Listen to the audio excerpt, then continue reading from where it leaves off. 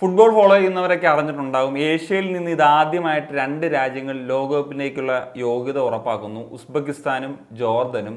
So ഈ രണ്ട് ടീമുകളും യോഗ്യത ഉറപ്പാക്കുന്ന സമയത്ത് ഇന്ത്യൻ ഫുട്ബോൾ കമ്മ്യൂണിറ്റിയുടെ ഇടയിലൊക്കെ ഒരു പോസ്റ്റർ ഇങ്ങനെ പ്രചരിക്കുന്നത് കണ്ടു. 2018 ഡിസംബറിൽ റാങ്കിങ്ങിൽ ഇന്ത്യ 97-ാം സ്ഥാനത്തായിരുന്നു. അതേ സ്ഥാനത്ത് ഉസ്ബെക്കിസ്ഥാൻ 95-ാം സ്ഥാനത്തായിരുന്നു. ജോർദൻ 109-ാം സ്ഥാനത്താണ്. എന്നാൽ നിലവിൽ ഇന്ത്യ ഏഷ്യൻ കപ്പിൻ്റെ യോഗ്യത പോലും നേടുമോ എന്ന് പറയുന്നൊരു സാഹചര്യം അറിയില്ല. ആ സ്ഥാനത്താണ് ഈ രണ്ട് രാജ്യങ്ങൾ യോഗ്യത നേടുന്നത്. പക്ഷേ ഈ ഒരു റാങ്കിങ്ങിൽ ലോജിക്കൊന്നുമില്ല. കാരണം റാങ്കിങ് ഒക്കെ കാൽക്കുലേറ്റ് ചെയ്യപ്പെട്ടിരുന്നത് പ്രത്യേകിച്ച് മുമ്പത്തെ ഫിഫ റൂളൊക്കെ അനുസരിച്ചിട്ട് ഒരു പ്രത്യേക രീതിയിലാണ്. അതുകൊണ്ടാണ് ഇന്ത്യ എങ്ങനെയാണ് ആ റാങ്കിങ്ങിലേക്കൊക്കെ എത്തിയെന്നുള്ളത് അന്ന് ഇന്ത്യൻ ഫുട്ബോൾ ഫോളോ ചെയ്യുന്നവർക്ക് വ്യക്തമായിട്ടറിയാം. അന്നും ഉസ്ബെക്കിസ്ഥാനും ജോർദനും ഇന്ത്യയേക്കാൾ ക്വാളിറ്റി കൂടിയിട്ടുള്ള ടീമായിരുന്നു. ഉസ്ബെക്കിസ്ഥാനൊക്കെ അന്നും ഇന്ത്യ പുഷ്പം പോലെ, രണ്ട് റാങ്കിങ് മാത്രമാണ് ഉസ്ബെക്കിസ്ഥാൻ മേലെ ഉണ്ടായിരുന്നെങ്കിൽ പോലും പുഷ്പം പോലെ തോപ്പിക്കുന്ന ഒരു സാഹചര്യം തന്നെയായിരുന്നു ഉണ്ടായിരുന്നത്. ഇന്നാണെങ്കിൽ ഇപ്പോൾ അതിൻ്റെ ഒരു വ്യത്യാസം കൂടും. കാരണം നമ്മുടെ ക്വാളിറ്റി കുറഞ്ഞു, അവരുടെ ക്വാളിറ്റി ഭയങ്കരമായിട്ട് ഇമ്പ്രൂവ്ഡ് ആയി എന്നുള്ളതാണ്. അപ്പം ഈ രണ്ട് രാജ്യങ്ങളിൽ ഒരു രാജ്യം, ഉസ്ബെക്കിസ്ഥാൻ എന്ന് പറയുന്ന രാജ്യത്തിൻ്റെ ഈ ഒരു യാത്ര എങ്ങനെയാണ്, അതൊരു പെട്ടെന്ന് സംഭവിച്ചതാണോ, ഇങ്ങനെയൊക്കെയുള്ള കാര്യങ്ങളാണ് നമ്മൾ ഇന്നത്തെ ഒരു വീഡിയോയിൽ സംസാരിക്കാനായിട്ട് പോകുന്നത്. ഇപ്പം ജോർദാനെ പറ്റിയിട്ട് മറ്റൊരു ദിവസം നമുക്കൊരു വീഡിയോയിൽ സംസാരിക്കാം. സോ അങ്ങനെ ചെയ്യണമെന്ന് അഭിപ്രായമുള്ളവർ തീർച്ചയായിട്ടും ഈ ഒരു വീഡിയോ കണ്ടതിന് ശേഷം ആ കാര്യം ഒന്ന് കമൻ്റായിട്ട് ഇടുക എന്നുള്ളതാണ് പ്രധാനപ്പെട്ട കാര്യം. അവർ ഈ പറഞ്ഞ പോലെ OCA പ്ലേയേഴ്സിനെയോ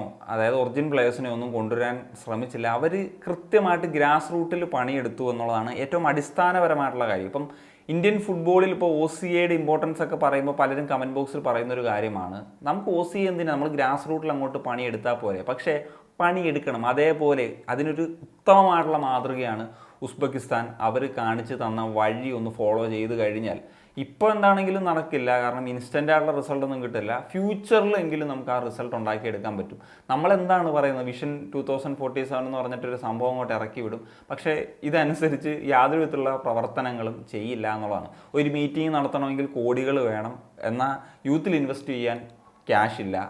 പ്രസിഡൻറ്റിനോ അല്ലെങ്കിൽ ഇതിനകത്തിരിക്കുന്നവർക്കോ ഒക്കെ യാത്ര ചെയ്യാനും അല്ലെങ്കിൽ സൂട്ട് വാങ്ങാനും ലക്ഷങ്ങൾ വേണം. മറ്റു കാര്യങ്ങളിൽ ഇൻവെസ്റ്റ് ചെയ്യാനായിട്ട് പണമില്ല.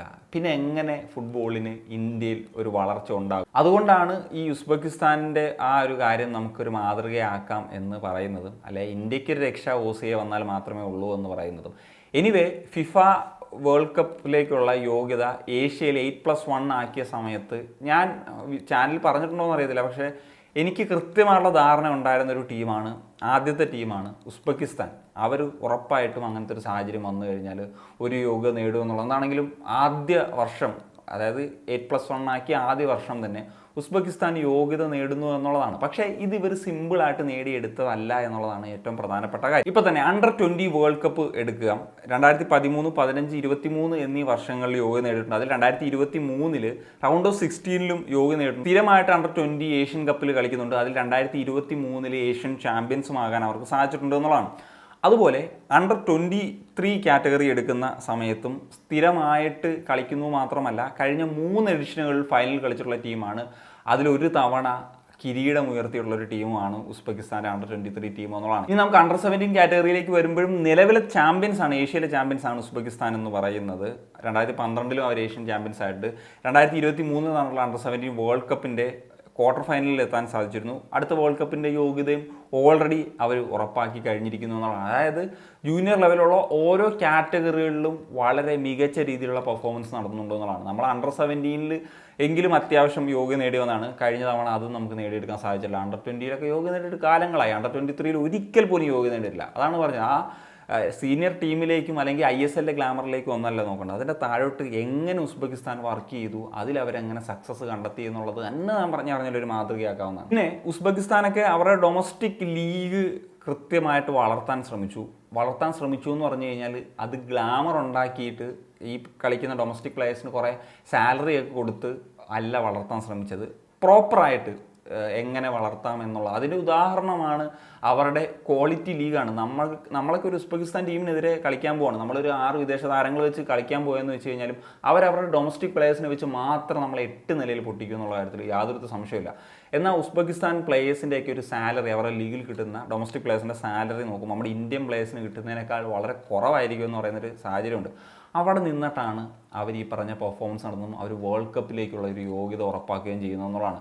മാത്രമല്ല അവരിപ്പോൾ ഇൻഫ്രാസ്ട്രക്ചറിൽ കൃത്യമായിട്ടുള്ള ഒരു യൂട്ടിലൈസേഷൻ നടന്നിട്ടുണ്ട്. അതുപോലെ തന്നെ കോച്ചസിനെ വളർത്തിയെടുക്കുന്ന കാര്യത്തിൽ ഇതിലൊക്കെ അവർ നല്ല രീതിയിലുള്ളൊരു ഇൻവെസ്റ്റ്മെൻറ്റ് ഒരു ലോങ് ടേം പ്ലാനിൽ അവർ നടത്തിയിട്ടുണ്ട്. അതുപോലെ തന്നെ പ്ലെയേഴ്സ് ഒരുപാട് അബ്രോഡ് പോയി കളിക്കുന്നുണ്ട്. കാരണം ഈ പറഞ്ഞ പോലെ ഈ ഒരു ലീഗിൻ്റെ ക്വാളിറ്റി കൂട്ടാനാണ് അവർ ശ്രമിച്ചത്, അല്ലാണ്ട് ഗിമ്മിക്ക് നടത്തി ഗ്ലാമർ ആക്കാനൊന്നും അല്ല ശ്രമിച്ചത്. അതുകൊണ്ട് തന്നെ പല പ്ലേയേഴ്സും യൂറോപ്പിൽ ഇപ്പം റഷ്യയിലും തുർക്കിയിലും ഇറ്റലിയിലും സൗദി പ്രോ ലീഗിലൊക്കെ കളിക്കുന്നു. ഇപ്പം മാൻ സിറ്റിയിൽ ക്രിസ്റ്റ്യാനോ എന്ന് പറഞ്ഞിട്ടുള്ള താരം നമുക്കറിയാം, നമ്മൾ ആ ഒരു താരത്തെ പറ്റിയിട്ട് സംസാരിക്കുകയും ചെയ്തിട്ടുള്ളതാണ്. അപ്പം ആ ലെവലിലാണ് ഉസ്ബെക്കിസ്ഥാൻ്റെ കളികൾ എന്ന് പറയുന്നത്. അവരുടെ ഒരു വിഷൻ്റെ ഭാഗമായിരുന്നു 2026 വേൾഡ് കപ്പ് യോഗ്യത നേടിയെടുക്കുക എന്ന് പറയുന്നത്. അത് അവർ അച്ചീവ് ചെയ്യുന്നു എന്നുള്ളതാണ്.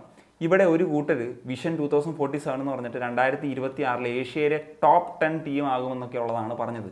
നമുക്ക് ലോകകപ്പിൻ്റെ 3ാം റൗണ്ടിലേക്ക് പോലും യോഗ്യത നേടാൻ സാധിച്ചില്ല. അപ്പോൾ തന്നെ ടോപ്പ് 18 നിന്ന് പുറത്തായി കഴിഞ്ഞു.